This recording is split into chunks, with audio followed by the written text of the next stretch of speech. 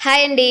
ఈరోజు వీడియోలో ఎలాంటి పప్పు నానబెట్టే పని లేకుండా రేషన్ బియ్యంతో దోశ రెసిపీ చూపిస్తాను. కరకరలాడుతూ చాలా టేస్టీగా ఉంటుంది. చూసారు కదా, కలర్ కూడా మంచిగా టెంప్టింగ్గా ఉంది కదా. అప్పుడప్పుడు ఇలా వెరైటీగా ట్రై చేస్తూ ఉంటే పిల్లలు కూడా ఇష్టంగా తింటారండి. ఈ రెసిపీ కోసం ముందుగా రేషన్ రైస్ని అయితే ఒక 3/4 కప్పు వరకు తీసుకున్నాను. వీటిని నీట్గా వాష్ చేసుకొని మునిగే వరకు వాటర్ వేసుకొని ఓవర్ నైట్ నానబెట్టుకోవాలి. ఇలా నానబెట్టుకున్న రైస్లో నుంచి వాటర్ అంతా తీసేసుకొని బియ్యాన్ని తీసి మిక్సీ జార్లోకి వేసేసుకోవాలి.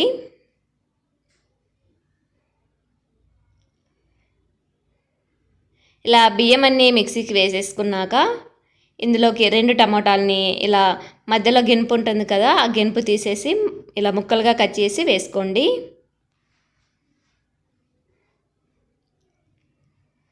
టమాటో వేయడం వల్ల టేస్ట్ డిఫరెంట్గా చాలా కొత్తగా ఉంటుందండి, చాలా బాగుంటుంది.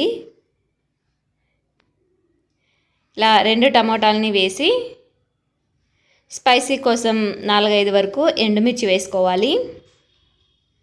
తర్వాత ఒక 1/2 కప్పు వరకు వాటర్ వేసుకోవాలి. ఇప్పుడు వీటిని వీలైనంత మెత్తగా గ్రైండ్ చేసుకొని తీసుకోవాలి. ఇలా ఒక మిక్సింగ్ బౌల్లోకి వేసేసుకొని రుచికి సరిపడా సాల్ట్ వేసుకొని సాల్ట్ కరిగే వరకు బాగా కలిపేసుకున్నాక వెంటనే వేసేసుకోవచ్చండి దోశ. ఇంకా పులియబెట్టే పని కూడా లేదు. చూసారు కదా, మనకి ఈ బ్యాటర్ అయితే రెడీ అయిపోయింది దోశ కోసం. ఇప్పుడు స్టవ్ మీద ఒక దోశ ప్యాన్ పెట్టుకొని ప్యాన్ హీట్ అయ్యాక లైట్ హీట్ అవ్వాలి, మరి ఎక్కువ హీట్ అవ్వకూడదు. ఇలా మీడియం హీట్ అయ్యాక దోశని మనం రోజు రెగ్యులర్గా వేసుకునే దోశలాగే వేసుకొని స్ప్రెడ్ చేసుకొని పైనుంచి కొంచెం ఆయిల్ వేసుకోండి, టేస్ట్ బాగుంటుంది.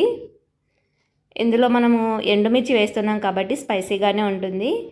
ఎక్స్ట్రా మనకి చట్నీ కావాలంటే చేసుకోవచ్చు, లేదంటే అలాగే తినేసేయచ్చండి. ఇలా ఒకవైపు కలర్ చేంజ్ అయ్యాక మనకి తెలిసిపోతుంది, కలర్ కూడా బాగా మారిపోతుంది. ఇప్పుడు టర్న్ చేసుకొని 2 వైపులా ఎర్రగా కాల్చుకొని తీసేసుకోవాలి.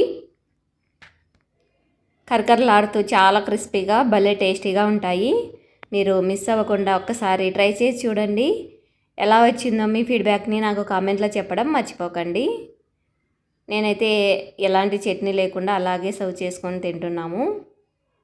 మీకు ఈ రెసిపీ నచ్చినట్లయితే లైక్ చేయండి, షేర్ చేయండి. ఫర్దర్ వీడియోస్ కోసం మన ఛానల్ని సబ్స్క్రైబ్ చేసుకోండి. Thanks for watching.